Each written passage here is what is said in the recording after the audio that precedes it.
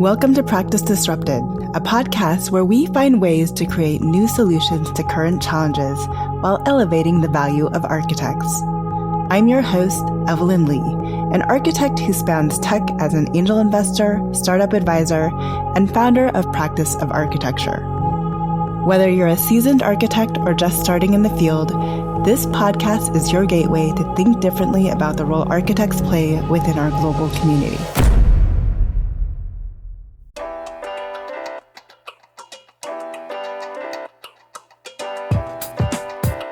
Hello, Disruptors. Welcome back to another episode of Practice Disrupted. And thank you for tuning in this week to learn about the power of storytelling and how podcasts can be used to tell the stories of our buildings and the changes they create within our communities. Lauren Popish is a kindred spirit. She has a background in interiors, but she also is somewhat of a workplace strategist, which is where I've spent a number of years in my career. And I recently found out that her husband or her partner is an architect that has gone to the dark side of developing. We joked a little bit about that. But she also founded Wave Podcasting, which is actually the production team behind season 7 and this season of Practice Disrupted. So we'll learn a little bit more about Wave as well. But Lauren, welcome to the show. It's so great to have you in front of the mic instead of behind the scenes. We're glad to have you. It's great to be here. I love getting back on the mic in this way. And I love talking about podcasting, but also design. I don't get to do that very much anymore. So it's really fun to be here. Yeah. So why don't, just so maybe people understand your background and how you got into Wave and production and podcasting, why don't you tell us about your story from working in architecture firms? Quite frankly, you're still working in workplace, right, with Google. That's right. Tell us the story where you are, and then a little bit on why you started Wave Podcasting on the side and the story behind that as well. Absolutely. Yeah, I started out with a traditional interiors background. I started my career at Gensler and really quickly realized that school kind of doesn't prep you for what the realities of working in the industry are, because when you're in school, you get to play the role of really a design founder or like owning your own firm. You make every decision for yourself. And so it's hard to know what parts of actually being an interior designer is the work that you like to do and the things that are actually the role.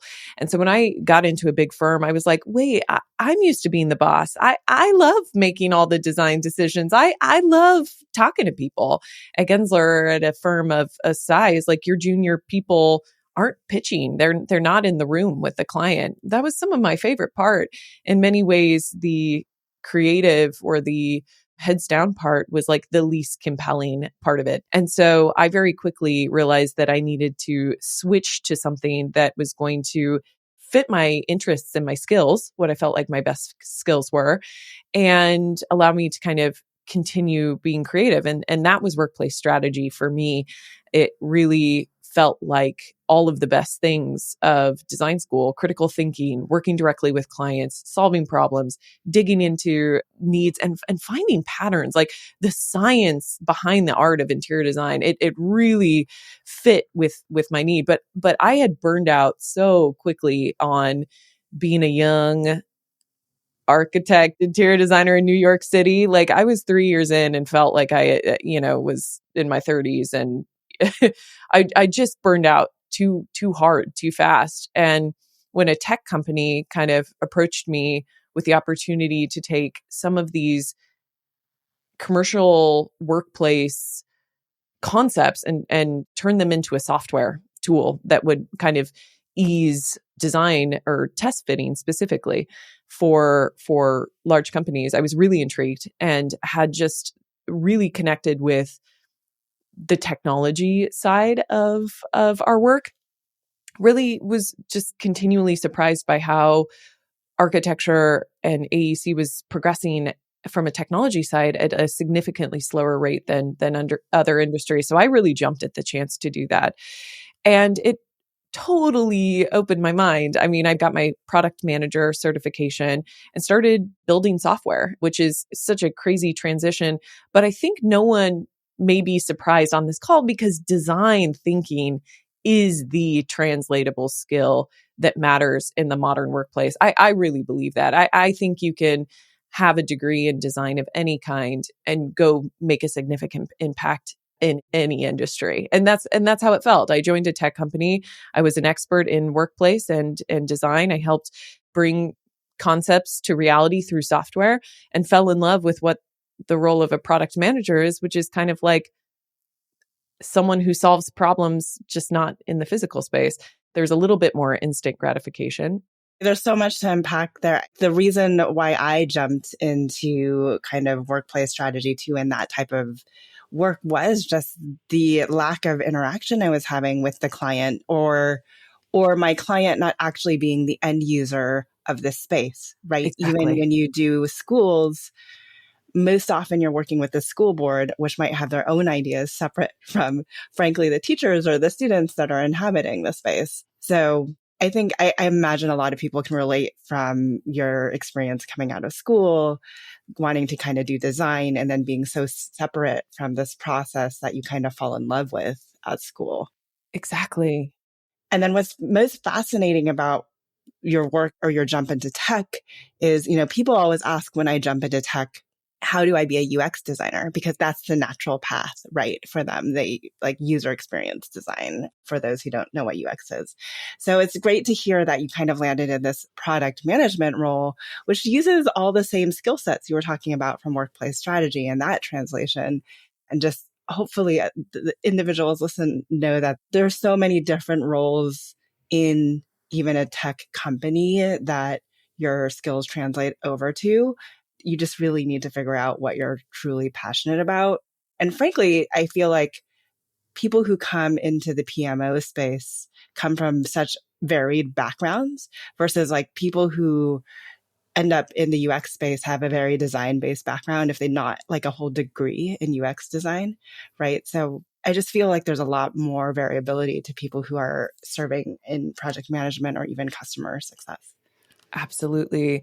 I think if you were someone who maybe enjoyed a kind of role within an architecture firm that was like project manager, and you enjoyed the organizational side and the kind of bringing together, even though you applied that in a design setting, you may be a better fit for something like a product manager who is responsible for kind of pulling all the pieces together. But there are so many roles. I wish I could tell designers so much. Maybe this is my soapbox. Like maybe this is my big chance. There's a lot out there for you that can take your best skills, the things that you're so good at, that you're really revered for as a designer, take them out of that setting and apply them to a new space and be an expert. Be not one of many in an architecture firm doing many of the same things, but be the expert in these skills that you've built. There's a lot of room in other industries. Yeah. And I think alternative, like the flip side of that, it's interesting because a lot of the conversations I have with architects and architecture firms leaders is we need to make it as attractive to stay in the industry as it is to leave. So, what are these other roles given how technology is growing and expanding that we should be thinking of bringing into firms, and how does that work? Every architecture firm should have a team dedicated to technological innovation, or it's just not going to happen for architecture. I mean, I don't consider, not to jump ahead a little bit, but I don't consider podcasting to be the latest and greatest technology. I don't. Right. It's the equivalent of like web-based radio. You can just listen to it anytime. Radio's been around a long time. So there's not a lot of innovation maybe beyond the equipment itself that is quite technical. But I do think that if we can just think beyond the boundaries of like what tech is, like what we consider technology for architecture, and frankly, the people consuming our architecture, like that, it just opens up a world of innovation to solve for humans. You got to meet them where they are. And that means you have to have some level of understanding how our world is changing and its relationship to technology. So yes, Evelyn, we have to build these teams internally so that there is an architecture. Yeah, there is an architecture firm to speak of, that it's not just tech companies ruling the world. Yeah. Okay, so getting back on track about podcasting and Wave. So obviously, I mean, you're in the tech space. We'll talk a little bit about where you are doing at Google, but so back on track to being at Gensler, being a workplace strategist, then working at this tech firm doing project management. Where does Wave and podcasting come in? I think it comes in when I started to learn about the world beyond architecture. And I know that sounds crazy, but I was so obsessed with being a designer and my identity as a designer that when I joined this tech startup, I felt like my mind was really expanded to understand the dynamics that are like driving our world. Like I learned a lot about the internet that I just didn't know, about domains and about how just like the basic way that like when you go to Google search and you enter something or you type in a domain into your search bar, what happens? What happens when you type that in? It really just opened up a lot for me. And software development, hardware, we were this tech company because we were serving our audience were it was a real estate tech startup. So we were serving architects, but developers and end users and things like that. We also were trying to play in the VR space. So there was like a hardware component, hardware technology and software. And I think I just really started to expand my mind. So I don't think had I not moved to the startup, I might have started a podcast or thought that that was something that was something that I could do or was capable of doing on my own. It felt so technical. And now I'm like, you just heard me say like podcasting isn't really technical at all, but it felt that way at the time. And the real reason I started a podcast, which is how I started the company, we could go deep into this, but I basically had a public speaking kind of like meltdown. I had a panic attack while giving a sales pitch or a kind of presentation at work that debilitated me. I had never thought about speaking and that being hard. Like I conceptually knew that people were afraid of public speaking. I just couldn't relate to that. I had done theater when I was young, and you heard me mention earlier that my favorite part of being an architect was being in the room with clients. I wanted to be in pitches. I loved speaking and presenting, mostly because it had come so naturally and I had never really thought about it. But I had this public speaking blunder that for the first time, I just realized, I was like, oh, this is scary kind of. Like it had never occurred to me that you should be nervous about speaking. But this one incident put me down a path that altered everything. I developed truly like a phobia of speaking so severely at that time when it first happened that I could even barely be like in a conference room with my colleagues. I could barely be around people. I was just afraid at any time that, my body would fail me. I was having like a lot of intrusive thoughts. Like if I can mess up a public speaking thing, what else could happen? Like, am I even in control of my own body? It just a switch flipped for me. And so I had to, after this incident, kind of come to terms with the fact that like I have to do some work to get back to a level of confidence where I can speak, perform my job, be a human in the world. I mean, you really don't realize until you're terrified to open your mouth how important it is for you to advocate for yourself, be a good social person, be a good colleague, and really be responsible for your own success and your own autonomy in the world. It all comes from your ability to speak on your own behalf. And so when that fear was happening, I just knew that I had a long road ahead of me to fix that. So I tried a lot of modalities. I joined Toastmasters immediately. I got a therapist that specialized in this kind of immersion therapy that I needed to kind of get up again and again and again and work out this anxiety.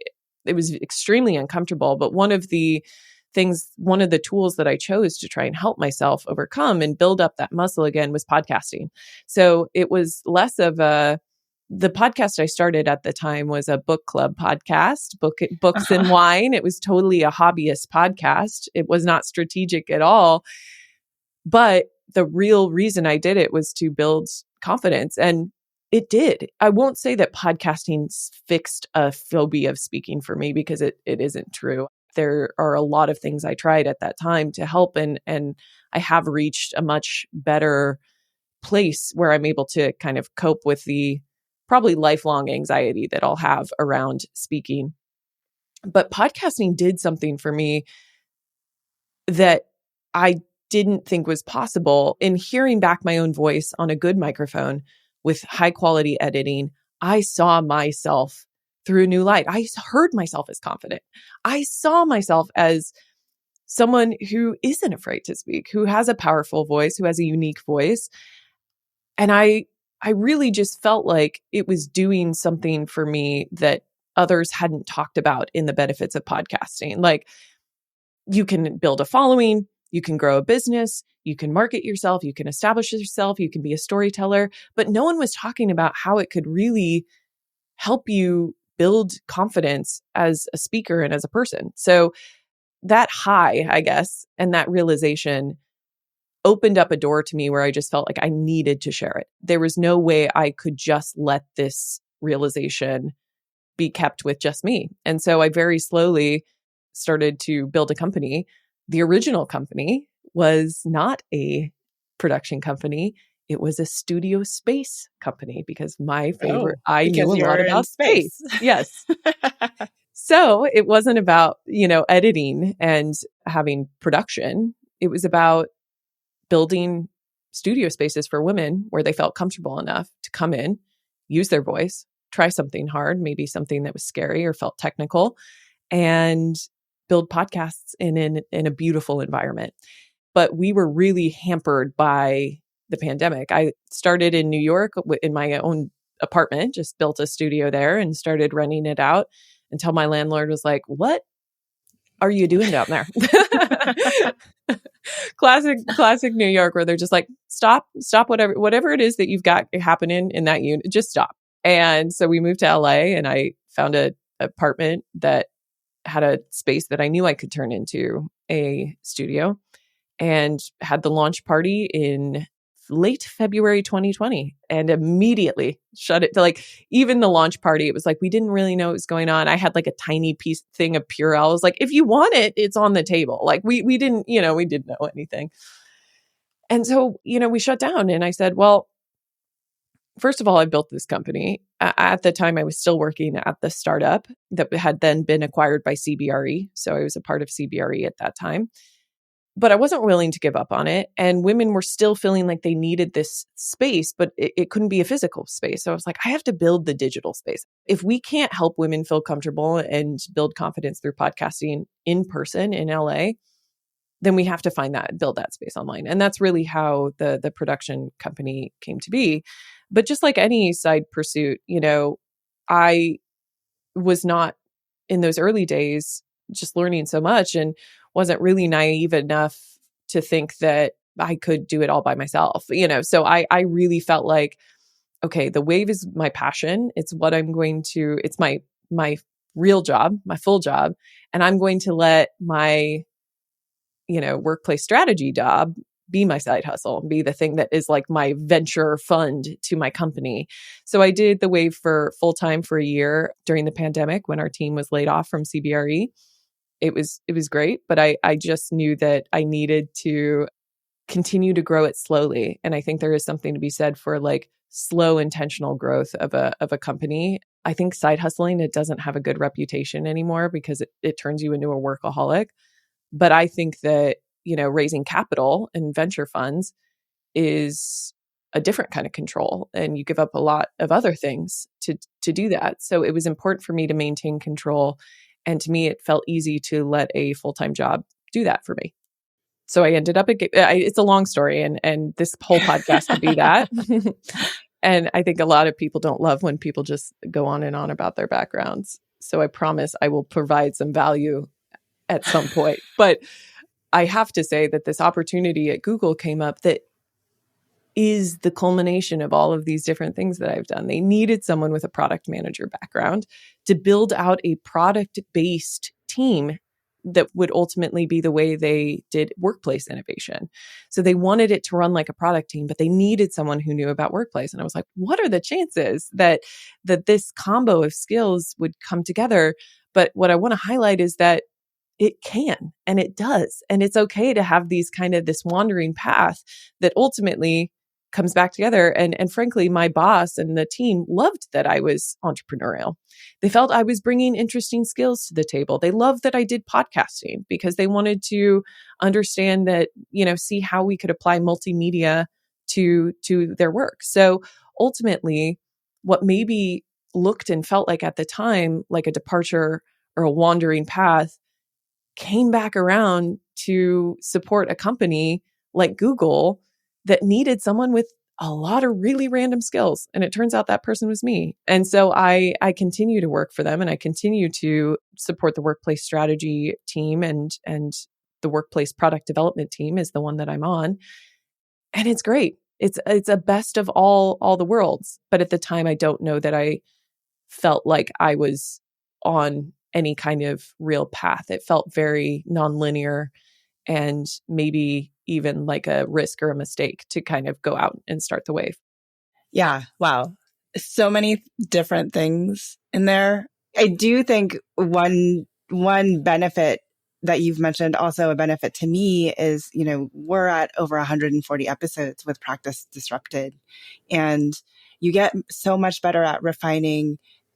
I found my voice and I refined it and found additional interesting stories to tell, all because of the narration and the interviews and hearing my own voice on the podcast as well. So that is kind of a self-empowerment tool. Like, I totally get that. And that's not a benefit that I saw at all or imagined being a part of starting a podcast. Exactly. Because I think it doesn't feel like a benefit at the time. Like growth doesn't Right. feel fun. That's So when true. you're like, Growth is never really. no. So when you're like, hey, start a podcast, in the beginning, you're going to hate it. You're going to hate your voice. You're going to listen back to your interviews and be like, wow, I suck at this. But design is kind of that way too, right? I was thinking about this as I was prepping for this, and I was like, yeah, the evolution, the iteration is the good stuff. And it's the reason that not a lot of people can be architects and designers, and really why this field is so specialized, why when you go to school they only let 25 of you in or whatever it is. It's because it takes a really certain kind of person to iterate through design and grow that way. And the podcast success rate, I mean, Evelyn, this show represents 0.00001% of shows out there, because just to be in the 1% of a podcast, you only have to release 21 episodes. That's how hard it is. That's how hard it is to be good. And 21 episodes, that's not even a half a year of podcasting, but so few people can stick to it because it is uncomfortable. But if you can push through it, it's like going to the gym. It's like iterating through a great design concept. It's like all these things that are uncomfortable for us. It really can lead to incredible results. And so I'm not surprised to hear that where you are right now, you really feel like this is something you've built over 140 episodes, and it's remarkable. Maybe listeners don't appreciate what a unique show this is and how hard it is to get to this point, really. Oh, well, thank you for that. It means so much coming from somebody who's more of an expert in this space than I feel like obviously I am, because I just do one show and I don't understand the broader podcast landscape. I also appreciate, and I hope our listeners appreciate, the fact that you talked about how nonlinear your journey felt and how lost or, uncertain that you felt at times, even when you made the decision to go in all in on something. But also I imagine, the product management team at Google didn't exist even 1 or 2 years ago. So I think things are evolving so much. I've gotten to a point in my career where I always said, my next thing after Slack is going to be whatever I make of it, whether it's my own company or finding a new place in another company. I feel like I'm going to have to craft that position, and work with whoever my future boss is to figure out what that is and create something new. Absolutely. To your point, the role didn't exist to you. But when I interviewed for this role, the team had been there for 4 months. So you're absolutely right that you have the ability to craft your own path and to simply take a role and take it as written. Some companies don't even know what they're going to need. And so having this interesting, this flexible background and being someone who has the ability to evolve and change. And ultimately, that's again why I think creativity and design thinking is one of the best skills, is because we just don't know what we're going to need. So let's find people who have that ability to live in ambiguity and solve as you go along. I think designers are the best people to do that. They are the employees of the future for every industry. I believe that. Yeah. I hope that leaves our listeners who might not be as interested in podcasting on a positive note. But I do want to talk about podcasting as kind of this medium for storytelling, and the fact that I feel architects can get a lot better about the stories that we tell about our buildings. So would love to hear a little bit from you about, architects we're such visual beings, but I feel like to our own detriment. Like I see our architects post gorgeous photos of their projects on Instagram, and on LinkedIn, and they might get a lot of likes because they're gorgeous things, but I don't think those likes necessarily translate to clients, honestly, unless you're like high-end residential. And I feel like that's like the one sector where it might actually have more of a translation. But because we don't tell the stories enough about our buildings, the clients are built for, and who inhabits them, and why those spaces that we create are so special. So is podcast a good medium for architects to begin to explore?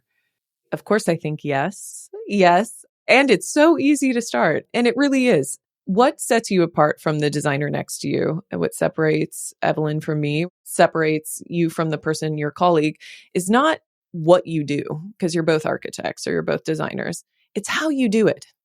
And it's the how and the unique perspective that you bring to your work that is your differentiator.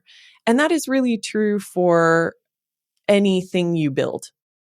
Why are there thousands of business podcasts out there, but you listen to one versus another?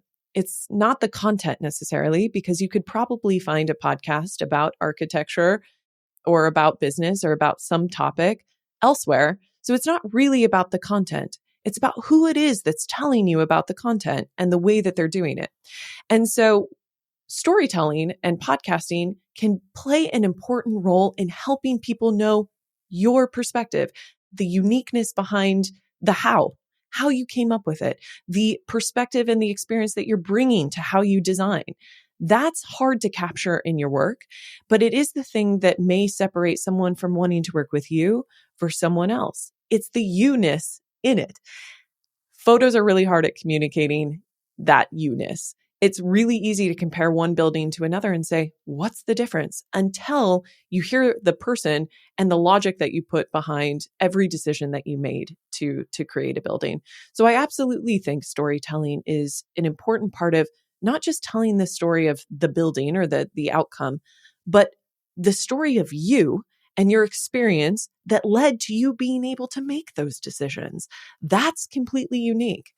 That's also the reason someone may want to hire you for someone else. We all went to school. We all have training. We all have the same software. What is it that's different? It's you. It's your experience, your unique perspective. And I really think that storytelling, we know from history that the best way to communicate that is through story. And the best way to do that is with your own voice. Written medium is great. But as a society, we really are turning away from these time-consuming things. We don't read long blog posts anymore. We don't get the newspaper. We're living in a society where we need to be able to absorb this information quickly, and we may need to be able to absorb it while doing something else. So podcasting is a companion medium. It means you listen to it while doing something else. And that fits the way that we're kind of all going through the world. But using your own voice to tell your story about your work may be the thing that helps people understand why it matters. Because without your perspective, without the why behind it, without the person behind the work, it just looks like the next building on the block. But we all know that a million little choices went into why it is the way it is. And the best way to do that is with your own voice. Whether you choose to do that on a podcast or you choose to get up and tell someone about it or open up Instagram and use your voice, that's up to you. The way you do it isn't necessarily important, but the fact that you do it is the thing that I think will separate someone from someone else. Yeah, I mean, it also gives you an opportunity it kind of shows your personality. I've been interested in and I follow their work, maybe like a graphic designer, and I'm like, oh, I want to work with them. And then I get on the phone with them or I start emailing them and I was like, our the way we work is just not, It's not compatible. it's not compatible, unfortunately. As much as I love their work, we just don't make good workmates. So I feel like podcasting is a unique way for people to get to know you on a different level than just through a picture or any actually voice medium. But as you were talking about that, I was like, it would be even so much more powerful if you could bring on a client and have a conversation about the decisions, both good and bad, maybe keep it as candid as possible about their process and what it was like to work with you. And I imagine that if somebody is listening and they're like, I want to have that relationship, that same relationship with my architect when I go and work with them, that's like another way to tell the story of what it's like to work with you. 100%. I love that idea. I love of getting the other side in the room and saying, here's what I wanted. Here's how you translated it. Here's how the decisions happened. From a marketing standpoint and helping people get to know you, you're exactly right. That is a very compelling way to tell people about what it's like to work with you. And I want to point out some kind of facts about podcasting that are unique as a marketing channel, because it is a form of digital marketing, right? And that, I think that's kind of the context that we're talking about podcasting in. If you think of how long you get to spend in the ear speaking to someone through a podcast, it is insanely longer than any other platform you have available to you, including like a Zoom call, right? Including like an in-person meeting. The average time spent on an Instagram, image, while that has increased through Reels, is somewhere between 5 and 60 seconds. The amount of time on YouTube is a little bit longer. And again, that platform really incentivizes you to stay present and stay on your videos. 10 minutes is the average consumption time of a YouTube video. Blog posts, 5 to 8. The average listen time for a podcast is 30 minutes. So think of how much longer you get to spend convincing, but not directly convincing, indirectly through your personality, convincing someone that you are the person that they want to work with. It builds a level of what we call, like from a marketing perspective, know, like, and trust with you that pretty much no other platform can come even close to in terms of the amount of time you get to spend with them. And it's the reason why you feel like you know your podcast host of your favorite podcast like they're your best friend. It's the reason you feel so connected to them. It's because the amount of time you get to hang out with them. What an opportunity to let your unique perspective be shown, either through speaking with your client, the way that you kind of go back and forth, whether you do a solo podcast, whatever it is. You can't discount the unique opportunity there is to spend a lot of time with your audience. It's not great at building new audiences, right? Because what you're asking of them to do, you're asking people for a lot. You're asking, sit down with me every week for 60 minutes. That's a big ask. Like it's asking a lot. We don't have a lot of time. So it's hard to grow. It's not a platform that you get onto so you can have instant growth, huge audiences. You can get to big audiences, but that's not its skill. You would go to YouTube or TikTok or a place that has algorithms that put you in front of millions of people very quickly. Podcasting isn't that. It's about a slow and steady relationship, but your audience as a podcaster are more committed to you. And it's the reason the advertisers love podcasts, is because they know that if you as your host recommend a product, your listeners are so committed, they're so bonded to you that, people will purchase whatever it is. That's maybe the dark side of podcasting, but I give it as an example. I give it as an example to show what the benefits, like where there really is value in podcasting. And all of us, if we had the chance to try and convince someone, a client, a prospective client, why us, why me, why my perspective, and why my work matters, sounds like there's no better place to get 60 minutes with someone. And it's pretty rare these days. That is really an interesting, I actually have never thought about it that way, but the feeling of warmth, but also like overwhelmingness, as people started, especially when Janine and I were traveling together and she was my co-host, of like people that just are coming up and saying hello and that they listen. Well, we were so incredibly grateful for it. The starting point for those conversations of people that had been listening to our podcast were very different than the starting point for the conversations of people who I might otherwise have like just met on the elevator or at a conference, and were already able to start at like a level of understanding with one another where we had a common language. Even meeting new listeners in person, it's been interesting to see how different that relationship is between meeting like another work colleague or a friend of a friend, and kind of like building up that relationship from the ground up. I love that anecdote so much. Take your first interaction with a podcast, a lead. Think about them as a lead now. Your client, the level of conversation that you're having at that point is, we've skipped the basics. We're beyond that. Now we're moving into higher level, deeper connection conversations. That's huge. I love that anecdote. I know I'm going to tell people about that. I'm glad you're getting something out of this too. Yeah, no. Always getting something. Always getting something. Always learning, I feel like, is really what it is. Okay, so now we've convinced people like, hey, maybe a podcast is an interesting medium to try. And you're telling me it's not that technical. But I know that feeling of, I don't want to start a podcast show until I have all my ducks in a row. We're all designers. We don't want to put anything that's choppy out into the world. I myself didn't start a podcast until I had somebody come up to me and say, we're going to take care of all of the production side and you're going to sound great. How do I get over all of that, the designer mindset of that? And where do I start? That is the biggest risk, I think, for most people, and especially for this audience, for designers, for folks who are used to a level of refinement and maybe always wanting to put their best foot forward in a way that is super designer approved. So this is the biggest risk, is that you would not make progress on your podcast because you were busy perfecting. So one of our company values that we try and embody and we try and push out to our clients is progress over perfection. I'll kind of go back to that point we made earlier, which is, if you want something good, which we all do, if you want to build that thing that you really are proud of, the only way, I would argue, to get there is by doing it. So you have to start. It's like the sooner you start, the sooner you can get to a great end product. And I think that's a really great way to shift your mindset, is like, I do want to create something good. The only way I can do that is by doing a lot of it. So I might as well start now, and know that you always have the permission. There's another podcasting educator that talks about this, who I've kind of really loved that she says this. You are in the driver's seat. You can always delete.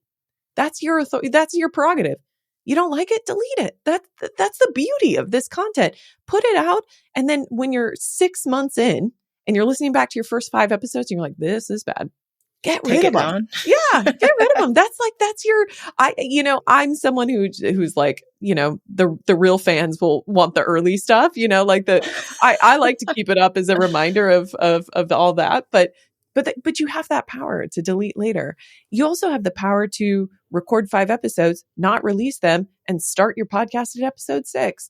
But the point is, starting is the important part. I've created every resource you can have. Seriously, you want to learn about podcasting? I've got thousands of articles, really hundreds of articles, downloads, every educational course and video you could ever want. It still won't mean that you are putting out something that you're happy and proud of. So skip the reading and just go for it. Let the doing be the teacher. So that's my one big piece of advice, is just don't let perfection stop you from making progress. How do you start? It's not with a microphone. It's really with a why.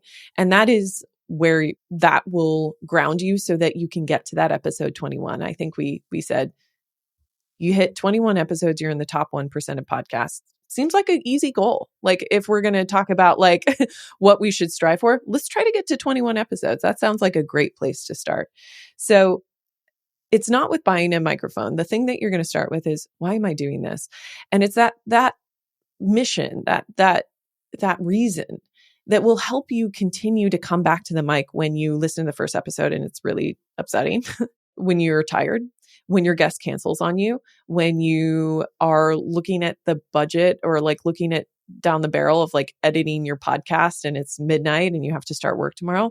The thing that's going to keep you pushing through those hard times of growth, because growth is incredibly uncomfortable, as we were talking about, it's the why.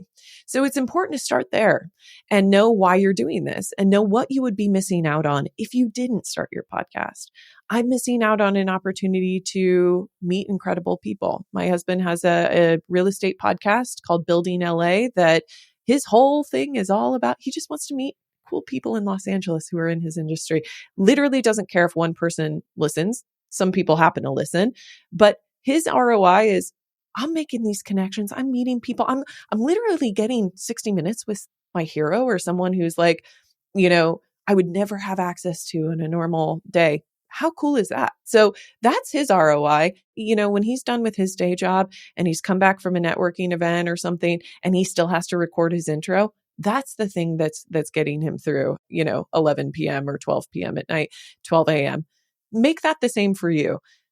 Find the why that's going to keep you pushing through those first 21 episodes, because after that, it's going to feel enjoyable, but you also know what the importance of it is. And then I would say, in tandem with the why, you're looking for who the audience is. Who are you speaking to?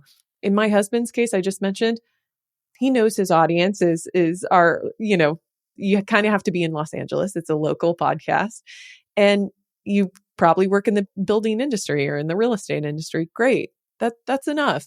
But it's important to know who you're talking to, because if you have a goal, if your ROI is, I really want to build something that millions of people listen to, but you don't know who those millions of people are, you're going to have a hard time convincing them that they should spend 60 minutes with you each week. So sometimes we build podcasts for ourselves, and that's an okay reason to do it. But if we expect that our show to grow while we're building it for ourselves, that's a mistake. If you want your show to benefit other people, you got to build it for them, which means you talk about things they care about. You have a calendar, an episode calendar that is relevant to those people. So start with those two questions, and then let an expert tell you which equipment to buy. If you're intimidated by the technical side of it, there's a lot of people who know about that. Let someone else be the expert in the equipment. Let somebody else be the expert in the software side of things. You own your piece of it. So start with why. Move on to the things that you need to do to start right away. And that means I don't need to buy the most expensive, perfect mic. It just means I need to buy something that's going to work and get the job done. And then I can grow with it over time, that growth mentality. So it's so much easier said than done, but build that mantra, progress over perfection, progress over perfection. To get to great, I have to do good now. You have to start somewhere, right? No one starts that great. Or, if you do, you must be so lucky to start at great. So, yeah. I would argue no one starts great. It just appears that they do. The overnight success is really you just tuned in at their great point. They've been doing it a while. And I don't think any great person would be like, yeah, when I won the US Open is when I started my career. It started when I was, 5, picking up a racket. It's all like that. So just to give Wave a little bit more of a bump here, Lauren obviously have expertise in podcasting. So there's plenty of resources on the Wave website itself for free if you're interested in getting into podcasting. So go to thewavepodcasting.com and check it out. One of the things that also made it so much easier when I was looking around for production teams, quite frankly, was the transparency of your pricing, just like right there. And Lauren's has an amazing production team. I would say she's in line with market rates based on what she's delivering. And it's so transparent. If you want extra assistance with show notes, you just kind of click a button and you kind of have the sliding scale of how many minutes you need a month if you actually are really looking for production help. But other than that, other than getting in, other than starting, is there any other advice that you have? And I guess a question that, we've even asked ourselves as that Janine and I struggled, especially when she was kind of making the decision to continue on or take a little bit of a break. I keep saying she's taking a break because I imagine that one day she's going to come back, was the time commitment on our side, right? It's 20 hours of a season. We do 2 seasons, 20 episodes each, but we also have to do all that prep in the background. We like to provide our speakers prep sheets. So we always question, does it have to be an hour long show? Some people I've seen offer podcasts where they're just talking in 5-minute snippets. Like, what's the goal? Where's the good starting place? Yeah, you hit the nail on the head. You can find an example of a successful podcast at every length. That's the truth of it. You can find a successful podcast. I can give you an example of a 5-minute successful podcast. I can give you an example of a successful podcast that runs for 3 hours. I think we all know that one. You get the choice. So what I always say is choose ease. Choose the easy route that is going to allow you to get to the point where you can put out an episode every single week and do it for years on end. Choose the path that is going to allow you to make a routine. I think the choices that you make about length, the choices that you make about style or format of your podcast, all of those things impact how much time you have to spend on it. And if you don't have time, or you have limited time, you're doing this as a hobby. Most of us are. Most independent podcasters have some kind of day job or two that they're working on. So choose the thing that is going to allow you to get that time back, but still be successful. There are all kinds of successful formats, all kinds of successful lengths. So you have the choice to do that. And then the second thing I would say is build systems. Use the power of automation. Use a calendar link so that if someone needs to cancel and reschedule, you don't need to have 3 emails about it. Use a template so that you can prep your guests the same way every single time. Use an email template where you can do it. Use systems to make it easy to turn this not into a one-time thing that feels like a big lift, to turn it into a routine that becomes a little bit second nature so that you can focus on your time should be on the nature of the conversation itself, just creating that magic moment right in the middle, and the thinking and the prep that goes into having that magic moment. Let all the admin, let all the editing, if you're willing to invest in that, let all those things, happen in an automatic way without you, but you can absolutely make choices early on that make your life easier. A shorter podcast is always an option. Recording a long podcast, snipping it into 2 episodes, that's like an extension of the first. All these things are choices you can make. And I think it's easy for us to feel like this one show that I really like has this model, or this show is successful because of these things. And really, success is a combination of all kinds of things that come together to make your show. So choose 5 minutes. There is a totally underserved podcast market, I believe, in the 5 to 10 minute. We call it micro podcasting. That is an underserved group. If you can deliver a piece of value in 5 minutes, I guarantee you, in the world that we live in, people will gobble it up. You probably have to do, the problem is that people will want so much of it. You'll have to do it 5 days a week. And then, you're doing it all the time, but choose the easy route. That's exactly right. It doesn't have to be 60 minutes. It doesn't have to be any length, because you can be successful at every rate. People really want to be like, what's the average? The average is about 30 minutes. Is people are listening to episodes regularly between 35 and 45 minutes. That's the average length. But that doesn't mean that those shows are successful. That's just what people are listening to. You have a choice of how hard it has to be on you. Great. I think this episode, speaking of coming to the end of our hour, I think this episode has covered so much more than I ever imagined it could. And we've been working together for over a year now, but I learned so much more about you and your journey and the shared similarities that I think a lot of designers have when it comes to new creative mediums and where to start. So I've learned so much more. about actually how I should be approaching podcasting too, and changing that mindset as well. That's kind of reinvigorated me. So thank you for that. Any other last bit of advice that you want to put into the world for somebody who's interested in starting, or anything that you miss even, on the designer side that you want to tell our audience? I think a common reason that people don't start podcasts is because they believe that it is saturated, or that someone is already out there doing the thing that they want to be doing. There's already an architecture podcast. I know it because I listened to it. It's this one. I want to kind of hit back on a point we made earlier, which is it's not about creating a podcast that in concept is totally different than anything else that exists. It's about bringing a perspective that no one else has. And of course, you as an individual have lived a life that no one else has lived. It may have similarities and overlap with people you know and people who have podcasts, but ultimately it is not hyperbole to say that no one has lived the life that you've lived, and therefore nobody can bring your perspective. So if you have thought about starting a podcast, but you've looked out and said, there's something out there that's kind of like what I want to create, I would encourage you to keep exploring that, because while there are many podcasts about business, comedy, architecture, design, there's no one talking about those things who have had all of the life experiences that you've had. And frankly, there's no one talking about it who is you. So I would encourage you to pursue it if you're curious about it. And compared to other mediums like YouTube, Instagram, podcasting is not saturated. There are, upwards, the largest estimate of how many podcasts there are 4 million. The smallest is 2 million. There's 500 million blogs out there. I was going to say the amount of website and other content. Yeah.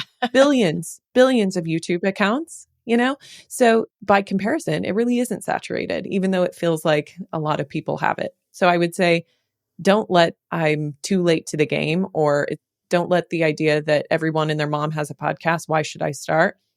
There's still value to be had from your perspective. So give it a try. We're here for you. The wave is. Yes. And it really is all about you, I think, which in hindsight, I feel like architects should really appreciate that the podcasts are all about you, because we love talking about ourselves and the work that we do. Thank you so much for coming on to Practice Disrupted today and sharing your story. Thank you so much for having me.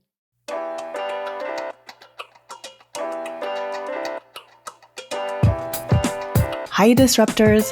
Thank you for joining us today on an episode of Practice Disrupted. If you like the content for today's show, you can find all of our past episodes over on practiceofarchitecture.com/podcast. Be a part of the conversation by joining me, our speakers, and other disruptors in our community at practiceofarchitecture.com/community. Our social media handle is Practice of Arch. That's Practice of ARCH. We'd love to hear from you, so feel free to drop us a DM and say hello. Tune in next week for a new conversation on change in the profession.